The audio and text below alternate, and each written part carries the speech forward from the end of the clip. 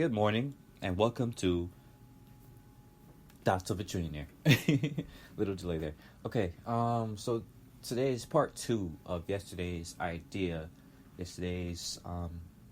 conversation, or just my musings, on how to include the consumer in your culture, on why the end user is not the end user, on why your consumer is part of your company, or can be, at least, if you want that to happen. Excuse me, I have a little bit of a cold, runny nose, so please excuse that. But here we go. So, to recap a little bit,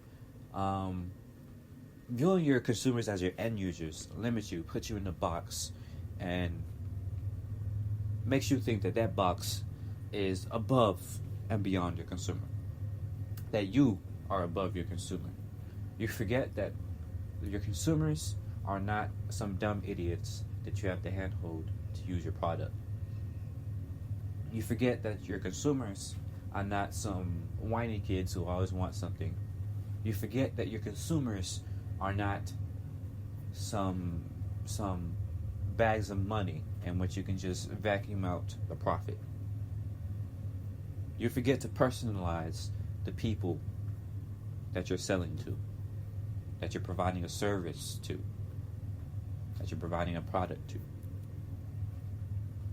Once you realize that these people are in fact people, and that they have a litany of skills and value to give back, they don't just take, that they don't even want to just take, they want to provide value, just like you do.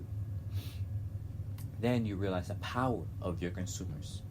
And the power of your consumer goes beyond just making upfront profits or being an upfront cost to bring in.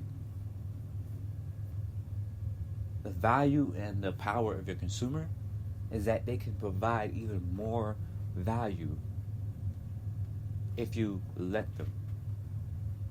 The more valuable you view your consumer as, the more value they can bring in.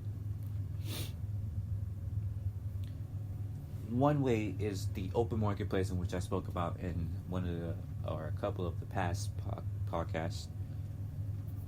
The open marketplace allows your product, your service, to become not just a thing, a product or service in another person's market, another industry's market, but allows your product, your service, to become a market in and of itself. A market in and of itself. That means that consumers, users of your product, can then create more things on your product. They will use your product more. That means you can break it down and have a bunch of little things you can give and you can ask for. You can allow your consumers to create their own little cosmetic things, or you can have them create their own content, have them create their own brand on your product, and they will sell to other consumers within that product and sell to other consumers outside of that product, thus bringing in overall more engagement. That's why YouTube is such a huge, ridiculously huge thing, because it's a marketplace within a marketplace. It's not just a tool for other people to watch videos. It's not just a tool for media.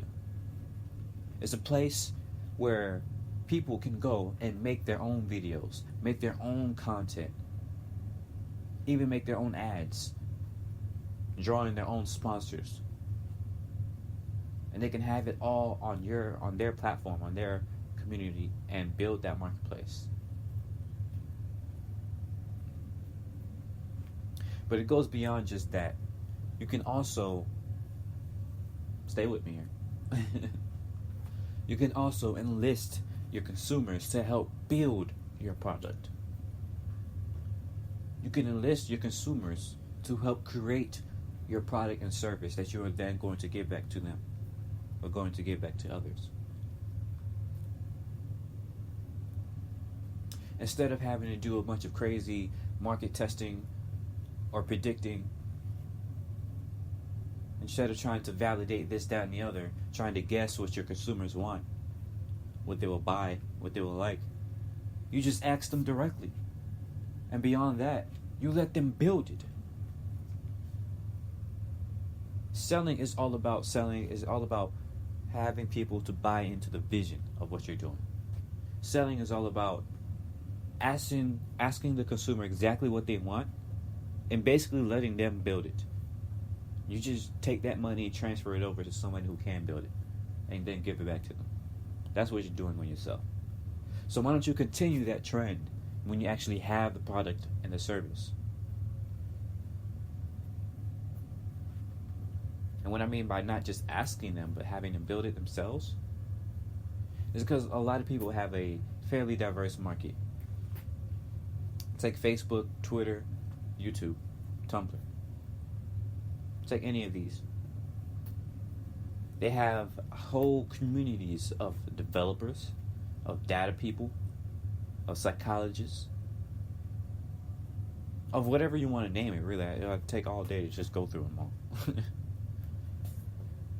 So if you wanted to create a new product, you don't just have to go out and try to find developers and hire them in your company.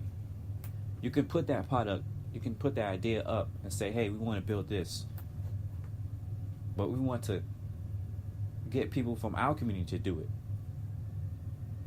We want to see how talented our community is. So you put that up and actually ask people in your community to build it. It's somewhat similar to what is it called? The League of Geeks, I believe it's called, where a bunch of people, I guess you can kind of consider them as contractors, come together to work on a game. Each of these people can work on different parts of the game at different times whenever they want. They're all over the world. This is all completely remote. But they work on different parts of the game whenever they have a chance, and the game comes together as one. They've already created a game called Armello. It's a pretty cool game. But the essence of it is that is one awesome way to kind of crowd fund or crowd create a product. And they handle conversation by just kind of like gamifying it. The more you build and the more time you spend doing that, building whatever the piece you're building, and the more important that piece is to the overall product, the more conversation you'll have. And that's another product you can sell in and of itself. The tool, the environment, whatever, that people go to build this thing. That's another thing. So yes, you can put the idea up you want to sell. Like for instance, if this is Twitter, Twitter can actually tweet out, hey, we want to build this product. We want to build this thing to make Twitter better. Which of you are developers and want to work on this project? And have them just come in. You don't even have to hire them. You can use them as contractors, or you can just put them on a Patreon type thing, a crowdfunding type thing. Maybe ask them if they want to volunteer, or just again use it as a kind of like a contract type project where they work on it, complete it. You pay them a little bit. You pay them based on their involvement, based on the product, and you're done. But what's important is that you use your own community, and your community just feels more loyal to you. They feel like you value them more, that you see them as people rather than just pieces of money or pieces of data or whatever. But another way you can do it is have a message board, type of community message board. Say, hey, list here what kind of things you think will make the product better, and have them literally give all sorts of ideas. For instance, if this was YouTube, they can have a dashboard, or they can have, I'd rather would have a dashboard rather than an actual video chain, but have a dashboard area where people kind of like a whole nother area of the site where people can go and say, hey, I want this. I want video responses back. I want that back. And people can poll in. And once you get above a certain threshold, or once you get a certain amount of volunteers to work on that, then you could just have them build it. Have them build it directly. And then kick it right back to the community and see what happens. If you don't like that, you can also just straight crowdfund. Or straight use Patreon, or some type of Patreon type system. Where you say, hey, this is kind of like a stretch goal we want to achieve. We want to build this product, but we don't have the time or money or resources to do it ourselves. Who in our community would like to do this? Would like to take this on? So even though your core product, your core ideas are in one direction, if you have some stretch goals you want to reach, if you have some side things you want to do, but never really get a chance to do it, just allow your community to have fun with it. To try and do it themselves. So now you have these ongoing engagement, this ongoing communication system, where your customers feel like they're part of the product itself. They're part of the company. So they'll feel more loyal, more committed, and more willing to do more things within your product, within the marketplace. Of course, this is all experimental. It might take a few failures to figure out whether this is a overall success, whether this is a good idea or not. But it deserves to be experimented with. It really does. Because today, there's far too many companies that view their consumers as end users, as just not really not real human beings. That's sad. That's tragic. And that's stupid. It severely limits what you can do and how you can do it.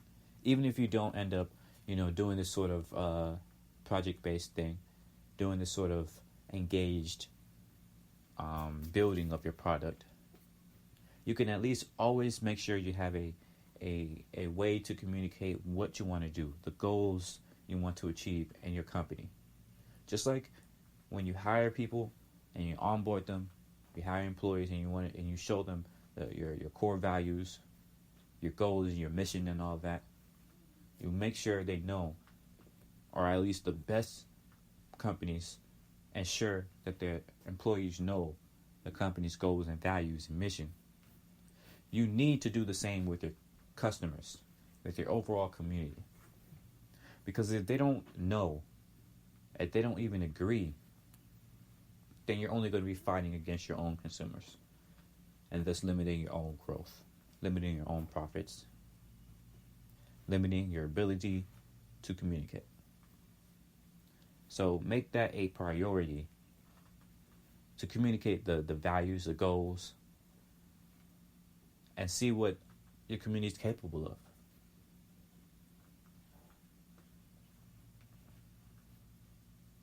I guess I'll go ahead and stop there. But I really think this is a major thing that we need to ensure, happens in the real world. There's a paradigm shift that needs to happen. It's a powerful thing. It really is. And it'll be great to see it happen. But yes, thank you for watching or listening to this episode of Thoughts of a Trainer. Bye-bye.